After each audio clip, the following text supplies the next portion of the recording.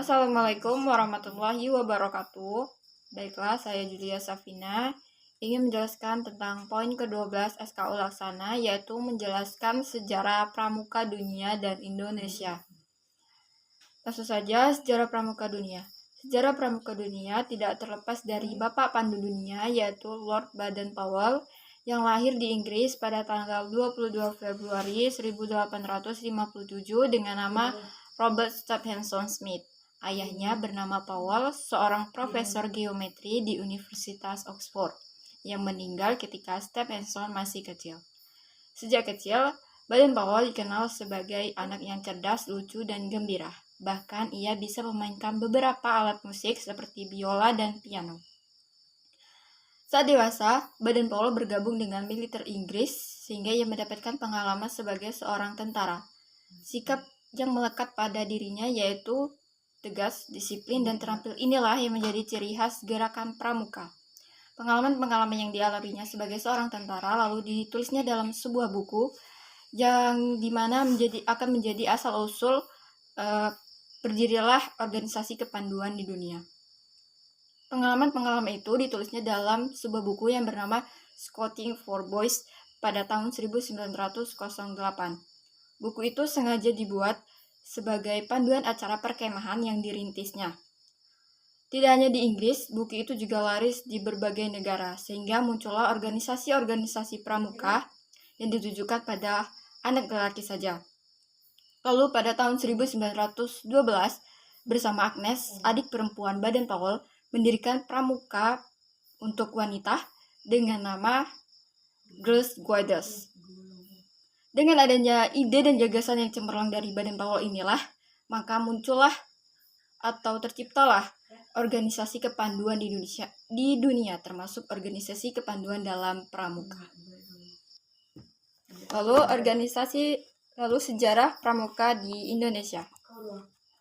Organisasi kepanduan di Indonesia dibawa oleh orang Belanda karena saat itu negara kita masih dijajah oleh orang Belanda.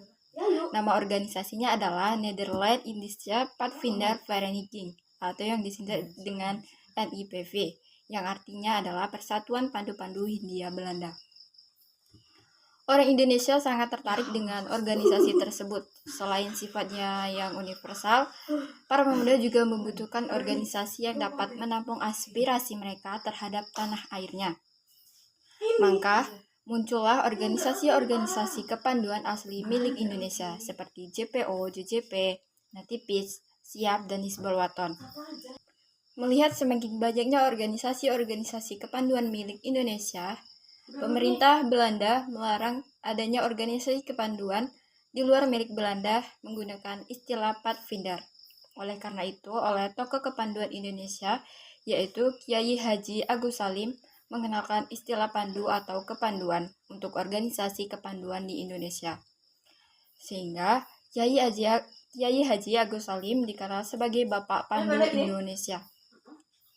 Setelah proklamasi kemerdekaan Indonesia pada tahun 1945, muncullah organisasi-organisasi kepanduan di Indonesia hingga jumlahnya lebih dari 100 organisasi. Bahkan diadakannya Jambore Nasional pertama kali di Jakarta pada tahun 1955. Semakin banyaknya organisasi kepanduan di Indonesia, pemerintah menyadari bahwa hal itu tidak baik untuk persatuan dan keutuhan bangsa. Oleh karena itu, pada tanggal 20 Mei 1961, keluarlah keputusan Presiden nomor 238 tahun 1961 tentang gerakan pramuka.